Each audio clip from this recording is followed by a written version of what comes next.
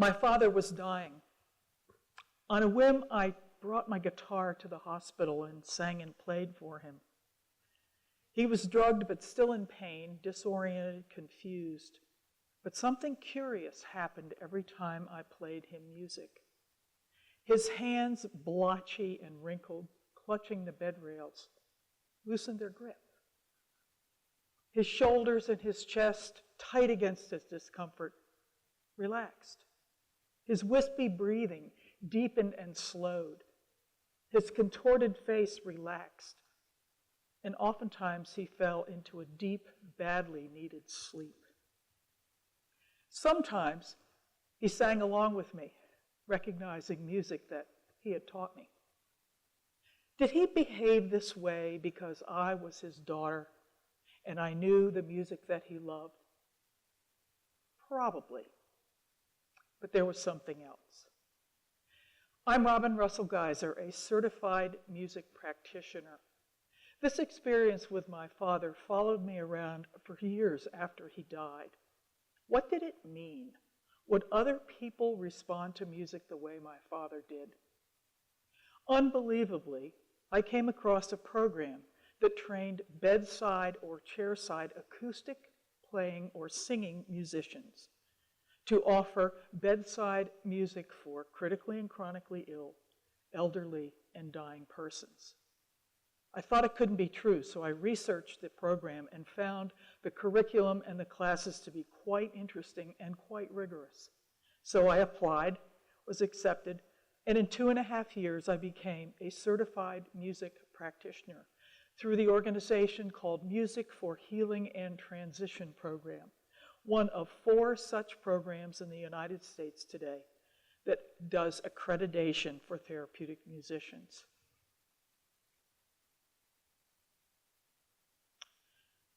But I don't only use music for others.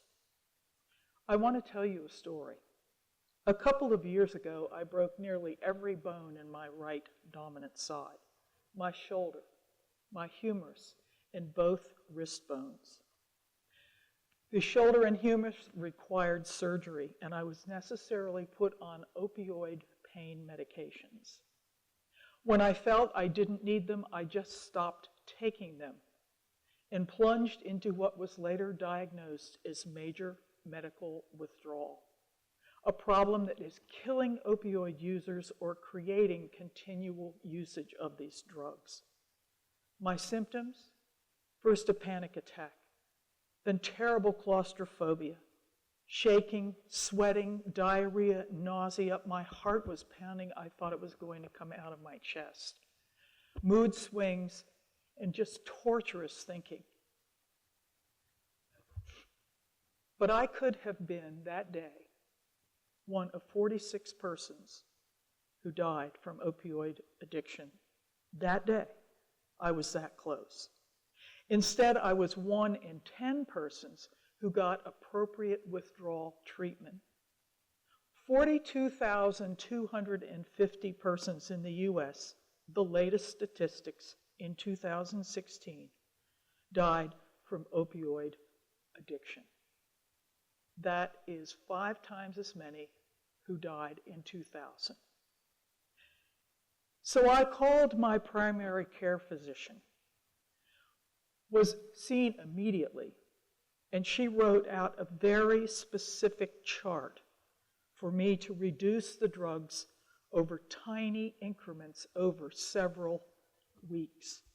She also gave me information about watching for symptoms from my withdrawal because it's so dangerous. And I had my husband remove the drugs that were left over because I knew they were an easy fix and were sitting in my medicine cabinet. But all that intervention wasn't enough. The withdrawal symptoms absolutely overwhelmed me. I wanted to escape my body, my mind in any way I could. So I used something that I knew to do. I suited up comfortably with my headphones on my ears, lay back in my recliner or my bed, and listened to music that I had chosen. Music I choose for patience when I play live. Beautiful, harmonious music, sometimes even without a beat or without a melody with long pauses. I lay back and I let the sweet songs wash over me. I play this music for people who are in pain, who are in distress, sometimes when they're dying. But I let these sweet songs wash over me. I cried, I calmed, I finally slept, and my music took flight, or my misery took flight. So how does this music work? Music is pure vibration. Lower sounds create slow vibrations. And as you can imagine, the slow vibrations have a way of calming, relaxing, settling, even healing the pain of the body.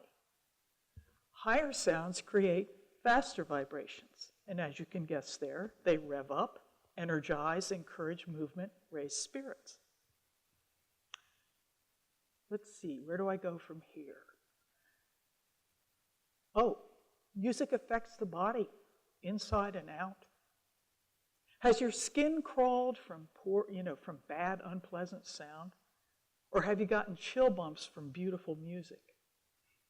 The skin is the largest organ of the body, and it is peppered with nerve endings that receive these vibrations and set the nerve endings in motion, fast or slow. In addition, the body is 70% about fluid, and the vibration not only reaches the skin, but penetrates into the fluid and the fluid masses in the body, setting them in motion. Your bones, even though they're solid, they vibrate with these fast or slow vibrations. And up here behind your ear, right about here, is the vagus nerve, which is the most far-reaching nerve system in the body.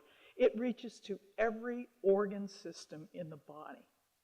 I think it is no accident that A, it is behind the ear, which is skin, fluid, and bone, and that is also near the brain. So all this cacophony comes into the body through all the sources, and the brain has the ability to translate it into meaning and memory. Now we know that the brain has the capacity to remember lyrics and rhythm. We also know that the right and left hemispheres of the brain with music operate almost together. Daniel Levitin, in his book, This Is Your Brain on Music, explains this in great detail. I recommend it to you. So, have you seen the YouTube with old Henry? Lost in dementia. Headphones are placed on his head and he begins listening to music from his era. I know you've seen it. He perks up, he begins singing. He remembers the lyrics, he remembers the melody. His spirits are lifted. I see this phenomenon, all the time with my patients.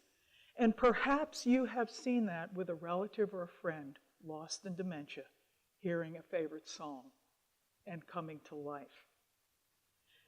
Brain trauma injury or traumatic brain injury patients are often encouraged to sing their needs when they cannot speak them, like Senator Gabby Giffords of Arizona after the gunshot wounds to her head. So, what is it I do as a music practitioner? I would like to share with you 3 different demos of patients and how I use music with them. The first, Kimberly, in hospital, very young, with scleroderma, where the skin is tight over all of her joints. She's crying out in pain with every movement. She's not eating. She's unable to sleep. I entered her room with my harp, and as protocol required, I asked her if she would like some quiet music. She nodded her head slowly. I moved to the end of her bed, sat in my chair and picked up my harp and began playing low and slow arpeggios in a minor key.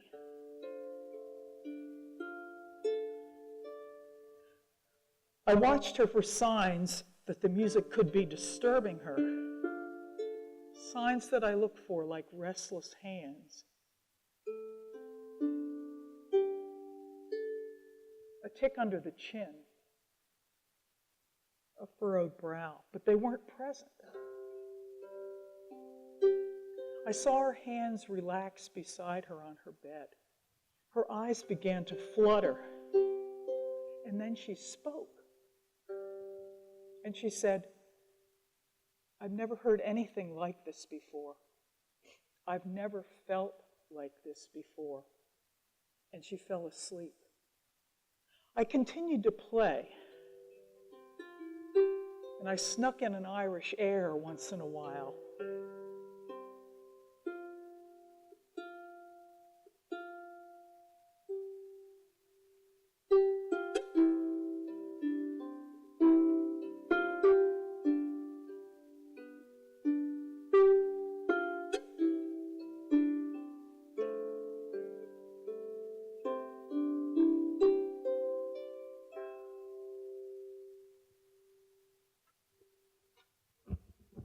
Over the months, I continued to play for Kimberly. I became known as her sleeping pill, and I was nicknamed by the staff the musical morphine, the topic of my first book. It's the title. My second patient, my second demo I'd like to talk about is Doug. Doug was a backwoodsman lumberjack at hospice, clad in work boots, blue jeans, and a plaid shirt. He stared out the window to the snowy woods every day, his back to the door. He had no visitors, and he was interacting very, very little with staff. So I entered his doorway only, guarding respecting his personal space with my guitar. And I said, "Would you like some music this afternoon?" and introduced myself. When he turned his head toward me, and I saw this distraught face and these lowered shoulders, I had an idea. So I reached in my pocket, and I pulled out my Marine Band harmonica. He eyed the shiny little instrument, and I began playing. I decided I would play not into his depression, which is one way you can go, but I was going to play to raise spirits. Remember, we talked about rhythm and the ability for the high key to make everything get in motion.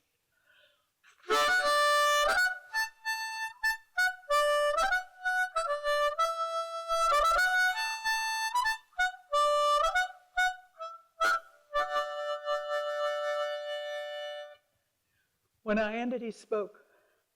My uncle played one of them, turned and looked back out the window, and I continued to play. Camp songs, folk tunes, familiar music. Over the weeks, his spirits were raised, his appetite increased, and he began telling me stories about his mother. And on the day he died, I played music over him. Little did I know that that was the last sound he would hear on this earth.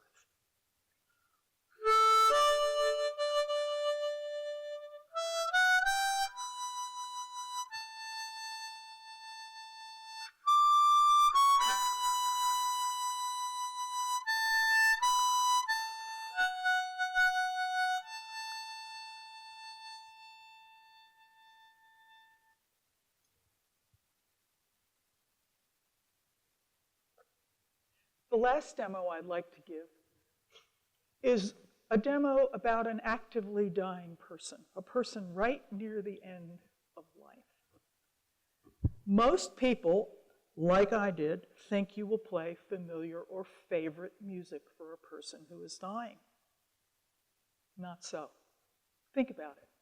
Familiar music, lyrics, melody, rhythm, brings a person back to this life.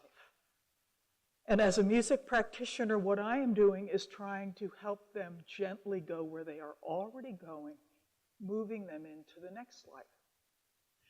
We know that the body will respond, the heart rate, the respiration will respond to an external beat.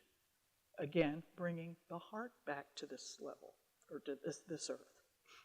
We also know that at the end of earth, breathing is very, very irregular, sometimes with as long as 2 minutes between an exhalation and an inhalation again. This is called Cheyne-Stokes breathing. And we also have, what I just talked about was the entrainment principle, where the body matches the rhythm. I also avoid busy high keys and lyrics because, again, it brings the patient back. So what I usually move to is vocal improvisational singing with soft consonants and vowel sounds like ah, o, or and the consonants L, M, or H, like I did for my own mother.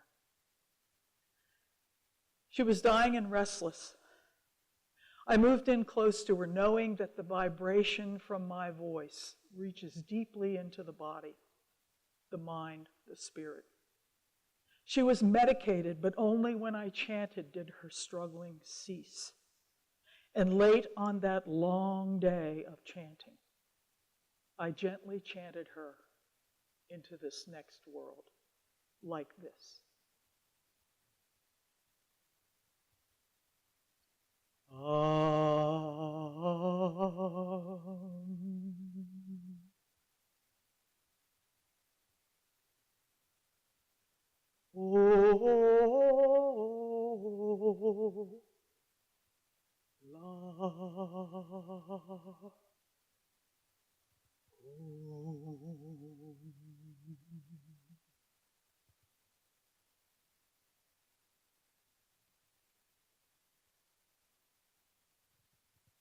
My music is considered therapeutic. Excuse me, of course it's therapeutic. I'm complementary medicine. Ideally, I work with a team where we use the practices, the best practices of both complementary and traditional medication and medicine to bring the best to the dying and suffering of this world. As you know, we tend to rely very heavily on traditional medicine these days, forgetting the beauty and the power of complementary medicine like therapeutic music. You now know, as a result of this short talk, a little bit about what music can do. What if we together began asking very consistently for music for ourselves and others when we're in distress and pain or someone is dying? Together, I think we can make inroads in places like hospitals and hospices who don't have music, rehab centers, detox centers, nursing homes, NICUs, oncology and infusion units, dialysis units. We together could do this. We can make this world a better place with less drugs and more music. Thank you.